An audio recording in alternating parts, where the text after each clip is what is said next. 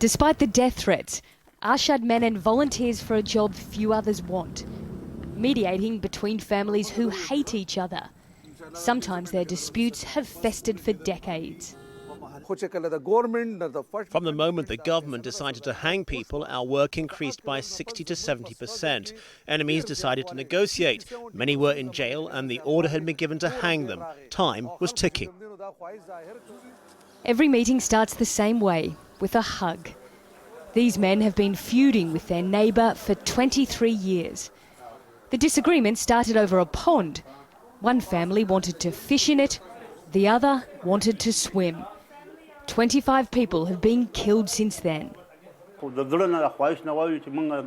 From my heart, I don't want to give guns to the young anymore. We made an agreement once, but again the killing started. We have to find a way to mediate or we will destroy ourselves. These types of mediations, called jirgas, are critical to ending disputes between families. If they went to court, they'd get a verdict. But the war and the hatred between the families would continue. So these jirgas are the only way to end the fighting once and for all. Menon manages to get both sides to compromise. His intervention has saved 45 people from death row this year. We appreciate the government's step. They are truly implementing the punishment, so people are starting to patch things up and solve their problem. If a mediator gets both sides to reach an agreement, it's submitted to the courts.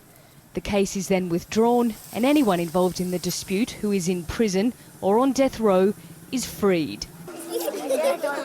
Without a deal, the revenge killings could continue for generations.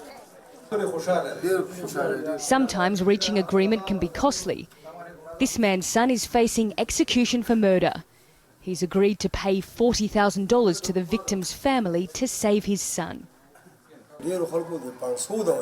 Before, people stayed enemies and they wouldn't negotiate. Now they are starting tribal councils because of fear of execution. They will reach an agreement at any cost.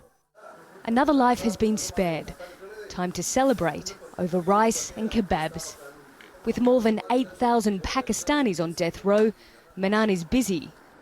His condemned clients know now is the time to compromise if they want to avoid the hangman's noose. Nicole Johnston, Al Jazeera, Mardan in northwest Pakistan.